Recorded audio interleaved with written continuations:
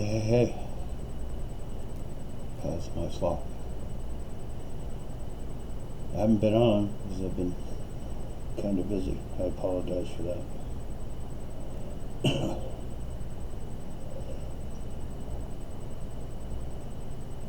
Today,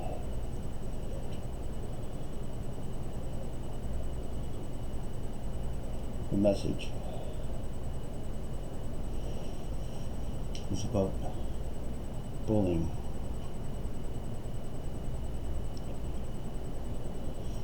In the world today, this is a very big thing with the government, how they're trying to rule our lives.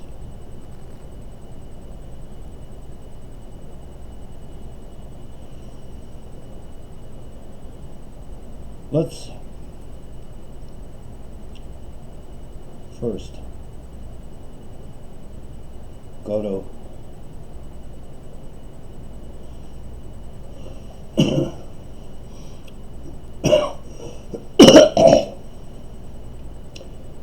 Psalms 23.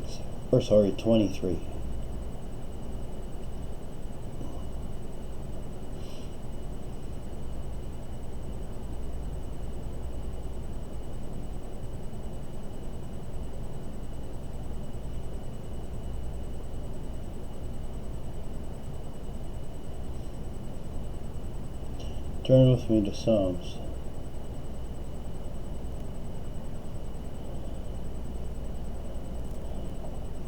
Chapter 23.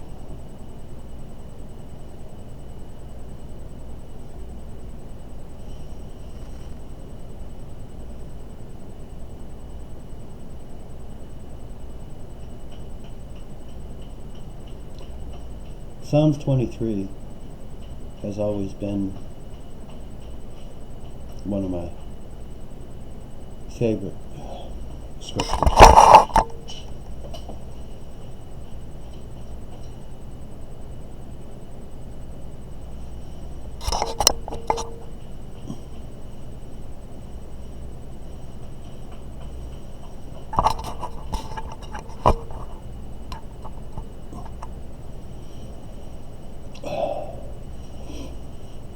Sorry, the cats were playing with the camera.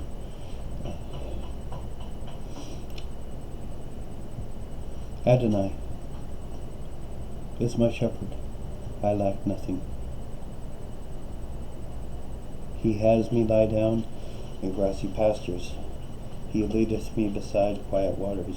He restoreth my inner person. He guides me through the paths for the namesake of his own name. Even if I pass through death, dark ravines,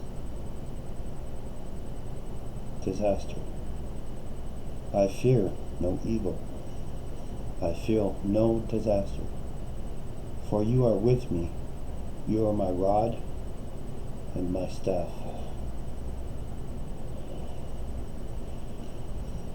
You preparest a table before me, even as my enemies watch. You anoint my head with oil, and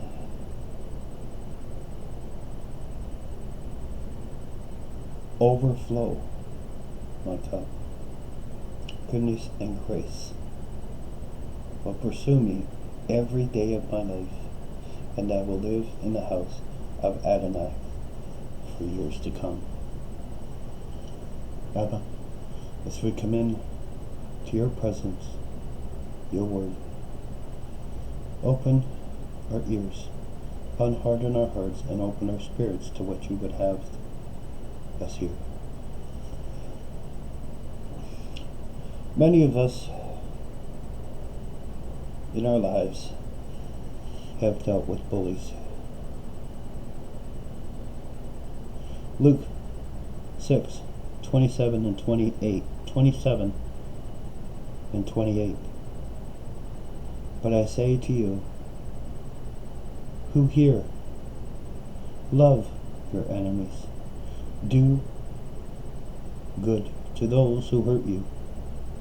Blessed are those who curse you. Pray for those who abuse you. What's the prime example of this?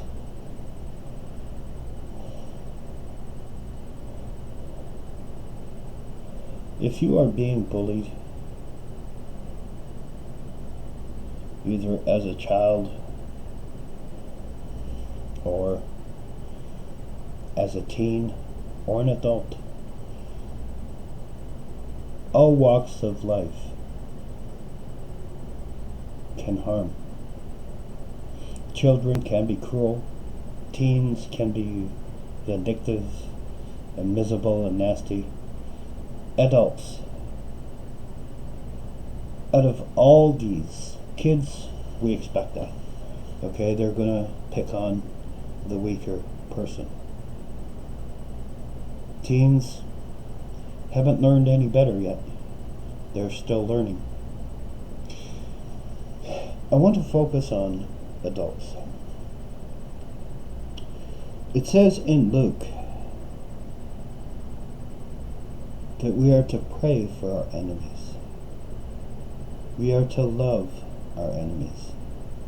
If we go to Matthew 22, the Messiah was asked, what is the greatest commandment in the Bible? I love preaching about this because it was an epiphany to me when I learned it. I was in Bible study, and we were studying the book of Matthew, and the last message he ever preached before he was taken and judged unfairly and crucified wrongly. And he said to the scribes and the Pharisees this very thing.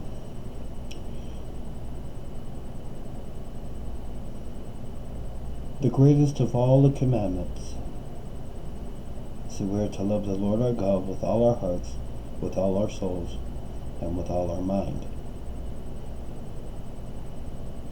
Most pastors stop there. But there's more to it than that. Because if we go to the next verse, he talks about it.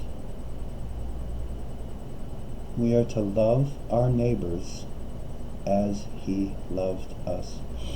It's mentioned 3 critical times in the Bible, this message. Love our neighbors as he loves ourselves. He told Peter this. He told the apostles this. And he told people that no matter what people do, we are to love them. The greatest thing that we can do to a bully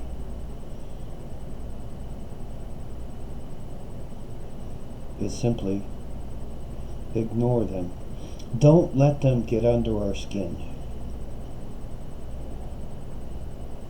Romans 12, verses 18 and 19 says, if possible, as far as it depends on you, live peaceably with all. Beloved, never avenge yourselves, but leave the wrath of God. Where it is written, vengeance is mine, saith the Lord. I will repay, says the Lord. If we seek revenge,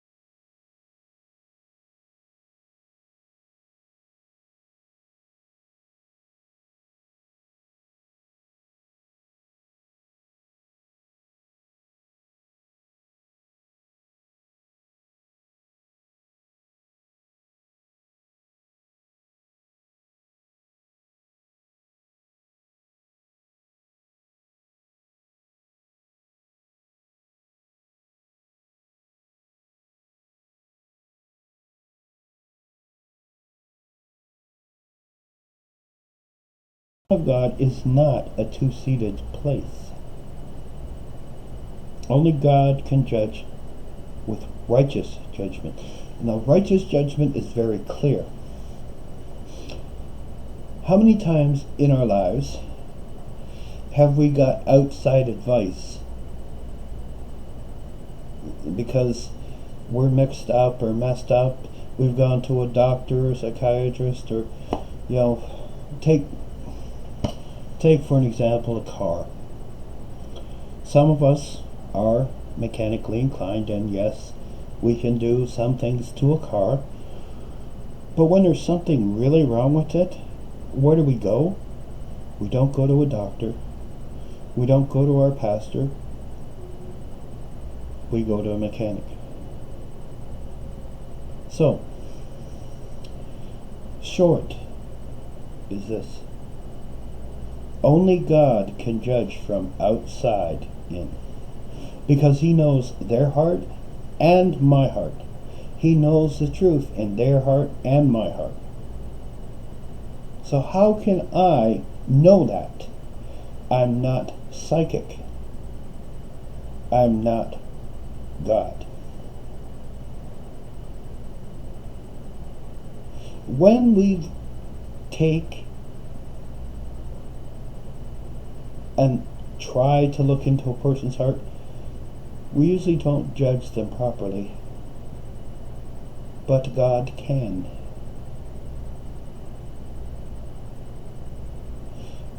By trying to seek revenge on our enemies, our bullies,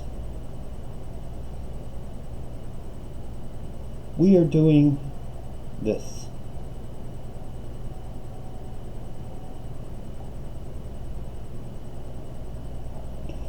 We are becoming a god. And basically what we're saying to the Messiah is, your death is worthless. It doesn't matter to me. I can do this better. Is that right? Do you seriously believe that? I should hope not. By seeking revenge on our own, we're telling God, God, I don't trust you enough to ensure that justice is done, so I will make sure it's done. Tragically, that always turns out wrong. And when that happens, the devil has a party in hell, because he just convinced you to get angry at a person for no particular reason.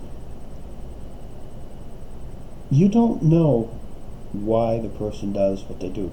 Maybe that's what they were taught. Maybe that's all they know. Maybe that's what they learned. Maybe that's their experience in how to push and prob and poke and make fun of other people to make themselves feel good.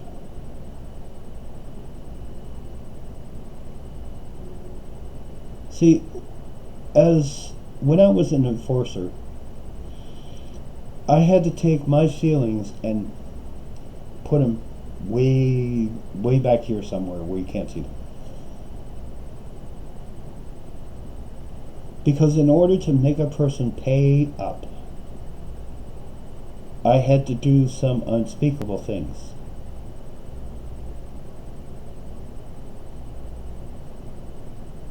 I had to threaten, intimidate, torment, sometimes torture them in order to do what they were supposed to do. And if they didn't, there was a consequence for that. So I basically put myself as God Kent.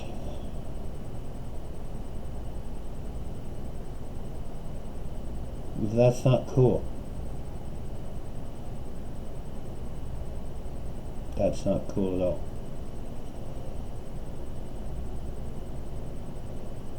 If we go over to Romans 12 for a second, if it is possible, as so far it depends on you, live peaceably with all. Beloved means children. Never avenge yourselves, but leave that to the wrath of God. For it is written in the Bible, vengeance is mine, saith the Lord.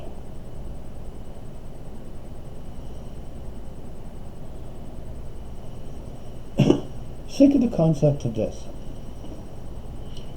When you're going through your day and you're having a bad day,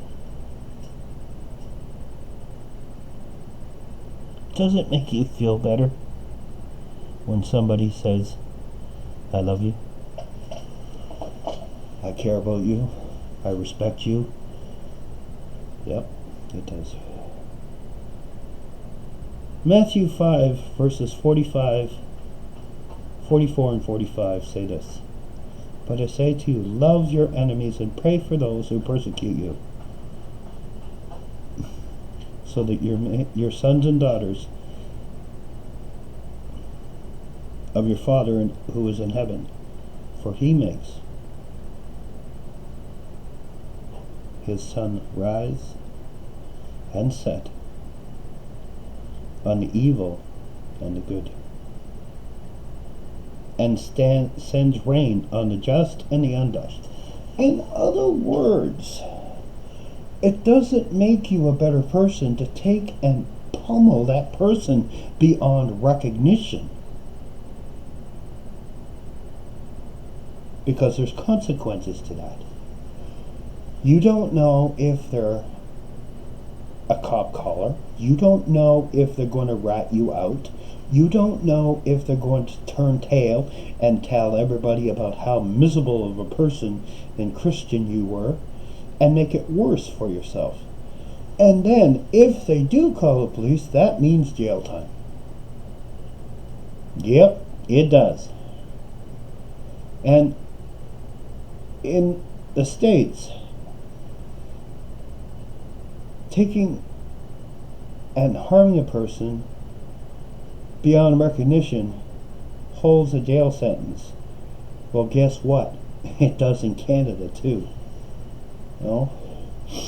If I harm somebody because they wronged me, that's saying, God, I did this. I got this.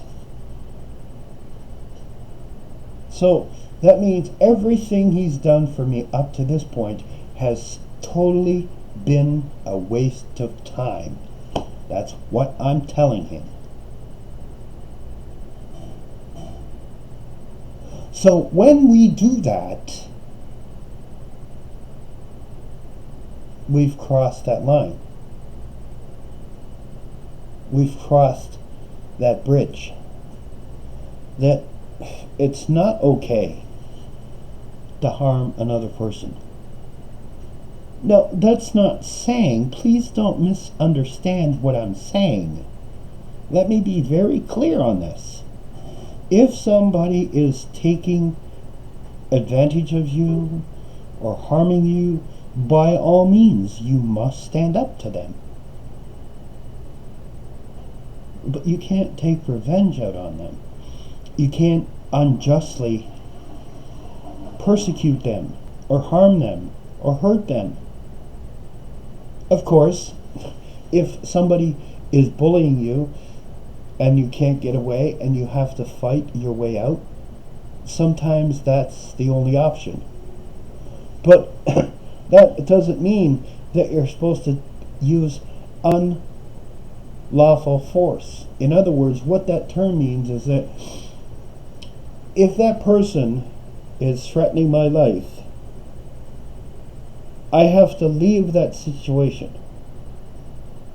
If a person is wielding a weapon on me, I first have to disarm them, then leave. And according to the laws in Canada and the States, when we do that, that's called protecting oneself. Self-defense. Now, that doesn't mean that you can harm the person beyond recognition, because that's undue force. That's overdoing it. That's taking vengeance out. That's out of anger. And then the devil has a party. And he laughs at you and thinks it's a great big joke because he got to you again. Why do we do that?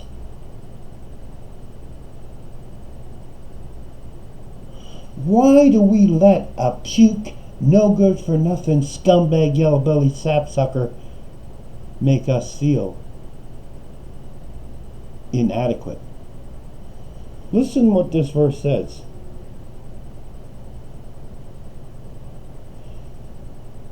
He makes his sun rise on the evil and the good, the bad and the good, the Christian and the non-Christian. Listen to this. He also sends rain to the righteous and the unrighteous, the faithful and the unfaithful, the sinner and the Christian. What makes you better than that person? If you become the bully and bully them, that's not cool at all.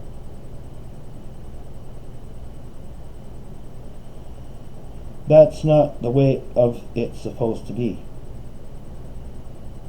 And everybody says, well, it's only in the New Testament that is. Wrong again. Let's go to Psalms 138, verse 7. Though I walk in the midst of trouble, you preserve my life. You stretch out your hand against the wrath of my enemies, and with your right hand you deliver me. Now think about this for a second. In the palm of his hand, he holds the world's water. Are you getting this? Are you understanding this at all? If he can say, let there be light and there's light, what makes you think that you're better than him?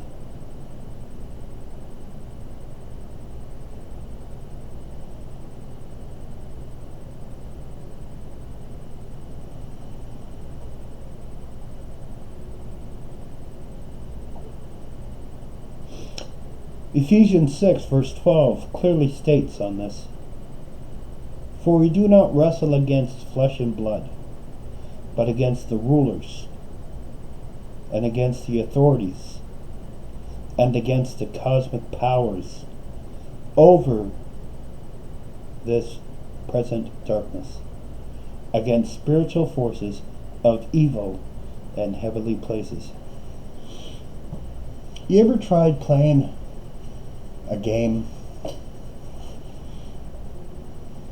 where you put a blindfold on and you can't see? There's many games like that as a child. There's Pin the Tail on a Donkey. There's Blind Man's Bluff. Do you know where that person is? Well, I got news for you. He does.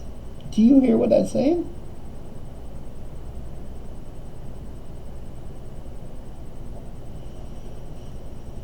When somebody vindictively attacks you, yes, of course, defend yourself. If your life is in jeopardy, of course, disarm them and leave. Don't put them down and kick their face in. Don't break their jaw or do anything like that.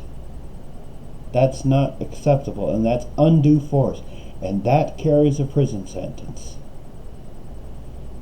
Because if the person is not strong enough or weaker than you,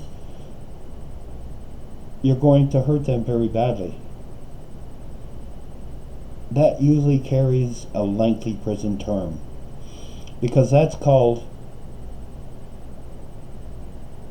assault, attempted murder, assault causing bodily harm, or, if you go too far, murder. When we look at vindictiveness and petty jealousy, we only have to look at Genesis. Cain killed Abel because God accepted Abel's sacrifice and didn't accept his. Now see, Cain looked at that as, you don't like me, you hate me. That's not what it was. Abel's sacrifice was from the heart. Cain's sacrifice was because he had to do it. In other words, there was no love in what he did. He did it because he was compelled to do it by his teachings. It doesn't make it okay.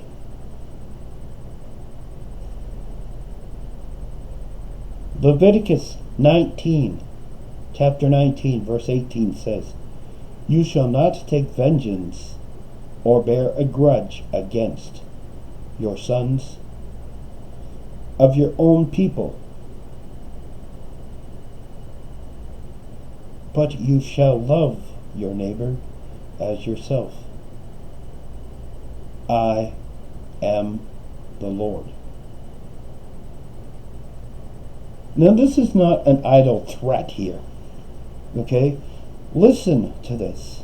The idea that we're not to take revenge upon others is not a new concept. The law was in the Old Testament and instructed the nation of Israel to not seek revenge against their enemies. That could lead to family feuds. And by enemies, I don't mean people trying to attack you. I mean somebody taking your stuff. Or somebody bullying you or saying bad things about you. Does that really matter? I mean, when I grew up, I stopped childish things.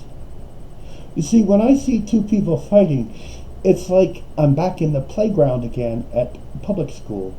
And my dad's better than your dad. No, my dad's better than your dad. Yada, yada, yada, yada. Yeah. Whatever. When I became an adult, I put away childish things.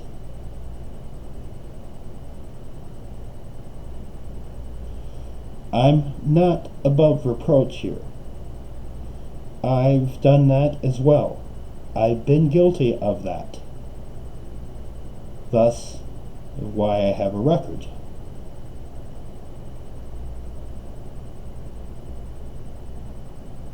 Because I let my anger, my rage, get the best of me.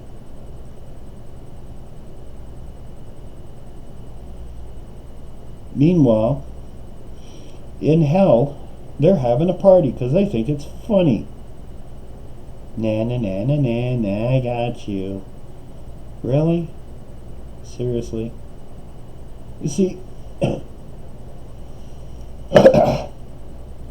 in high school, I stood up to my bullies. Yes, I did. I protected myself. I didn't allow them to push me. But I went too far.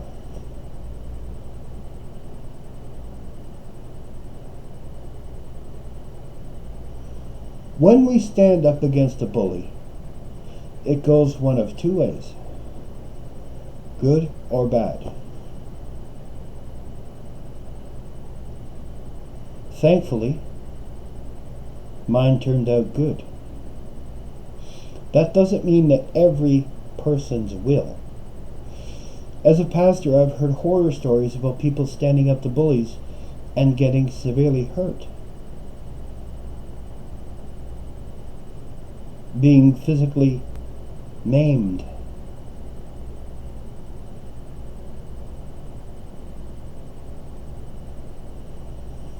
See,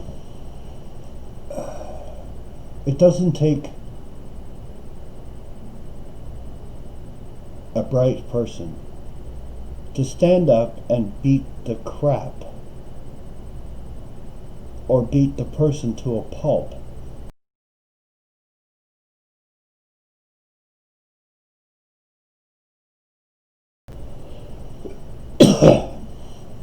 Because as I said, that always leads to dire consequences. In the book of Revelations, chapter 12, verses 20 and 21, it tells us what we're supposed to do. To the contrary, if your enemy is hungry, feed them. If they are thirsty, give them drink. By doing so, we heap coals on their heads. Do not overcome to evil. Succumb to evil. Don't fall into Satan's trap, but overcome evil with good. In life, do you ever see the criminal win? Nope. That only happens in movies. Hollywood.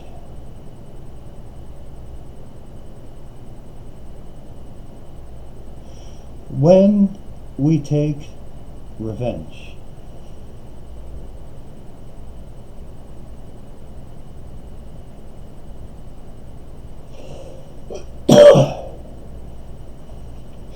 we are told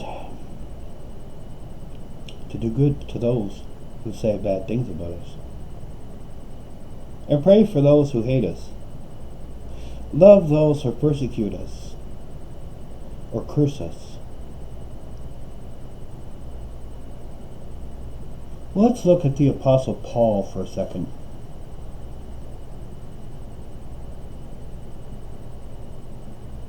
If you see an enemy who was hungry, give him drink and water and feed him.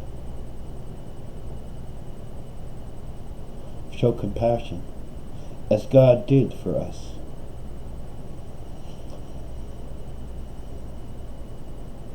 We can't do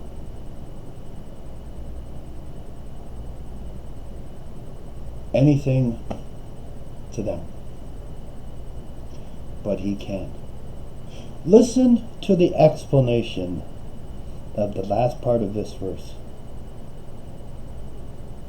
The language about the burning coals simply refers to letting the conscience work on them. But by all means do not respond in kind and be overcome by evil. When a person is doing you harm, yes, I'm not disputing it's maddening. I'm not disputing it's upsetting. It's very, very upsetting. And sometimes it really hurts to the soul. When you trust a person and they betray that trust, it pricks us to no end.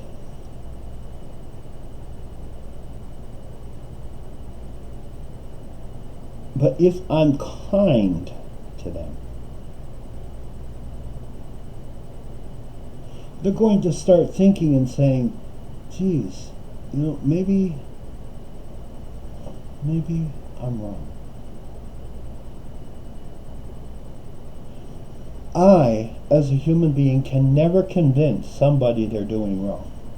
I can't do that. I can show them the truth as a pastor. I can teach them the truth as a pastor. But it's up to them whether they accept it. Thus, with a bully, sometimes it works in our favor. But out of the times it works in the favor, the chances of that are 50-50. Do you really want to take a chance on that? I don't. I'm not saying it doesn't bother me, because it does. But I'm not going to allow my human self to go back to the playground and play childish games. You see, when Christ gave me an epiphany, when the Messiah made me realize, look, this is how he did it.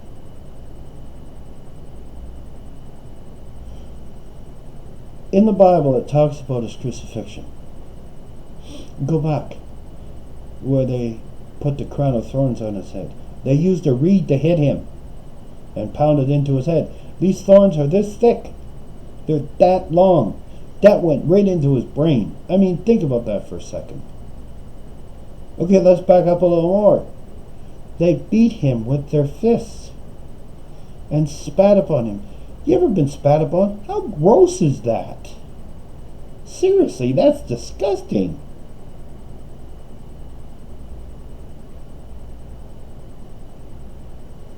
Let's back up a little more. He was whipped with a cat of nine tails.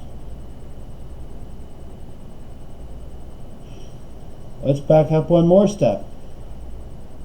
He was sent back to Pilate.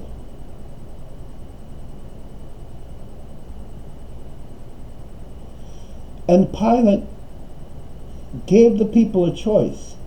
A murdering, thieving, conniving, manipulative man, Barnabas, or the Messiah. And they let the criminal out. They let the criminal go free. A man who's well known for being aggressive and abusive and manipulative and conniving and deceitful. They let him go. And they called for Christ's death.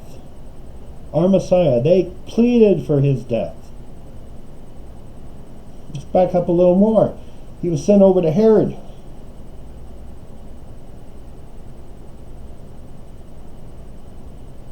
Herod said, I find no fault with this man.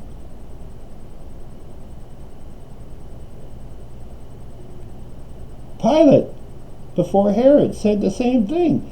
I can't find nothing wrong with this man.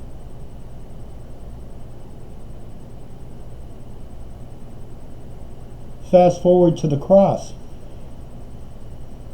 On his right was a man who mocked him and laughed at him and said, if you're the Messiah, bring us down, save us. Selfish. Thinking only of himself. Our Messiah, upon that cross, could hardly breathe. He had to lift himself to breathe. Now, that's kind of hard when your feet and hands are nailed. You ever tried taking a breath when there's pressure on your chest? Yeah, it really sucks, doesn't it? Now we have the thief on the right, or the left, sorry. My bad. What's he say?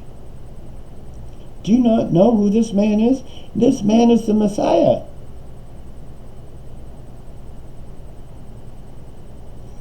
And in his death, the Messiah took his last breath. Yet even before that, he said to the man, "You shall be with me today in paradise."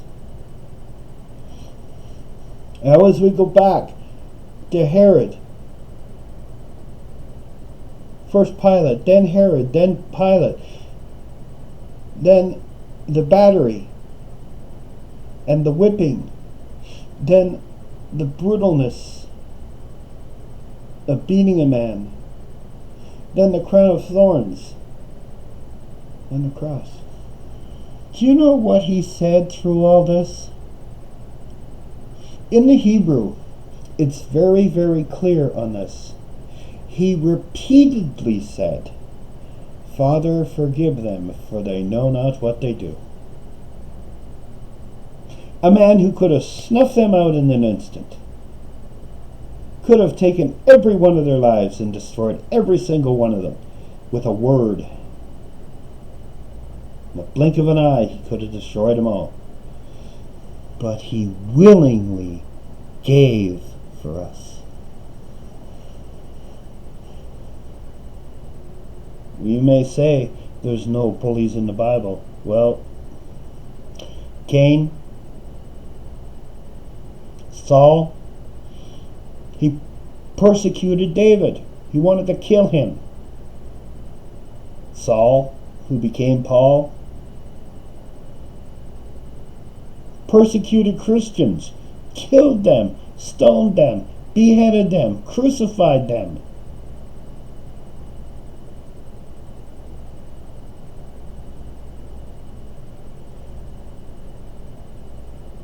Saul came into the Bible in Acts chapter 7.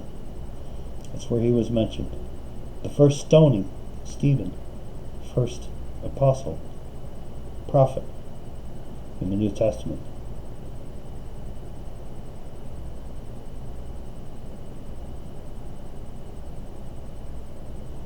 And then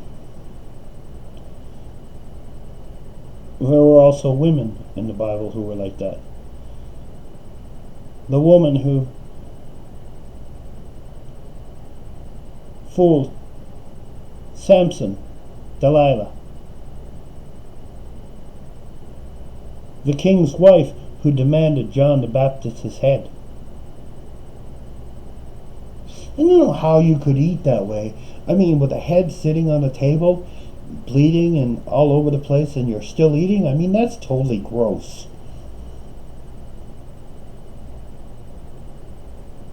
But yet,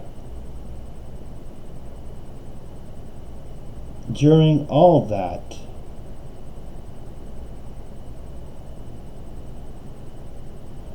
I've had enemies in my life. I still have enemies. Because I preach the Bible. I have haters, trolls who troll my page, make ridiculous comments, silly, childish games. And, of course, those who follow me and have followed me for a while, you know about the monkey on my back. He still persists today. He's still confident.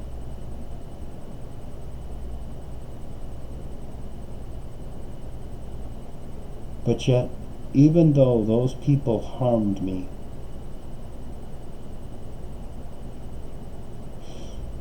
if I see them in heaven, I will welcome them with open arms, because it wasn't them doing it.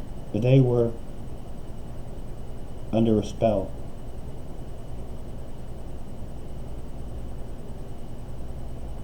The Prince of Darkness has them. I can't blame them. He says in the Word of God, the road to destruction is wide, but the road to salvation is narrow. and full of trials and tribulations. But out of the greatest teacher in the Bible, I'm referring to the Messiah, by the way, one thing he told me during my times of trials and tribulation: I was judged unjustly, yet I forgave them. What makes you any better? When a person makes fun of you, laugh with them, pray for them. When a person tries to harm you, go the other way. He says in the Bible, if they hit you on this side, turn this cheek so they can match it. Of course, hitting is one thing, but being attacked is a whole different thing. We're allowed to protect ourselves.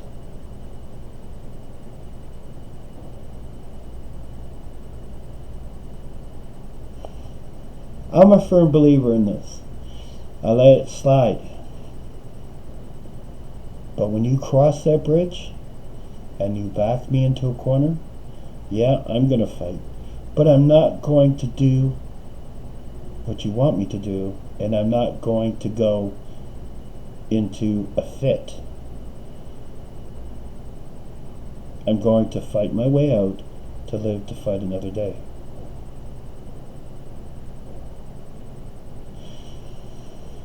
Learn from an old man this aspect. Fighting, yes, you get satisfaction at the time, but later on, there's always consequences. If it's severe enough, there's charges.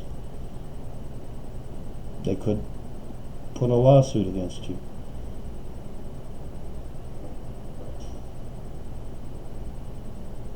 They could put an injustice against you, a restriction against you, a waiver against you.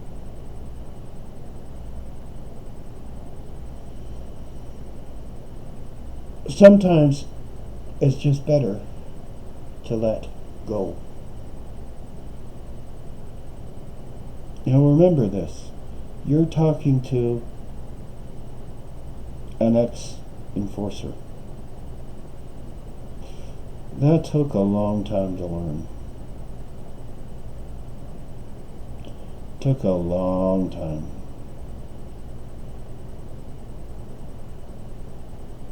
Brothers and sisters,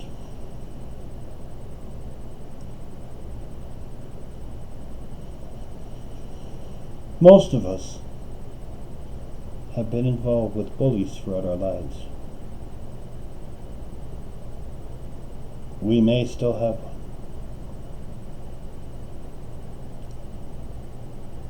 Maybe you work with them, either a supervisor or a manager. Maybe a college professor. They might even be a family member. The best thing you can do for them is to pray.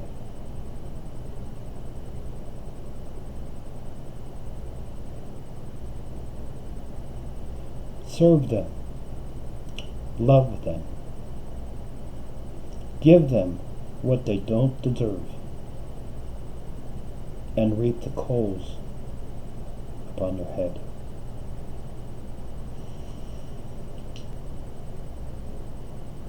When I did some of the things that I did, and people thanked me, it was really hard to hear that, because it made me feel about that big. Even though I did wrong, you still care? Yes. You know who you are. I'm not going to mention your name publicly, because that's wrong. but I forgive you.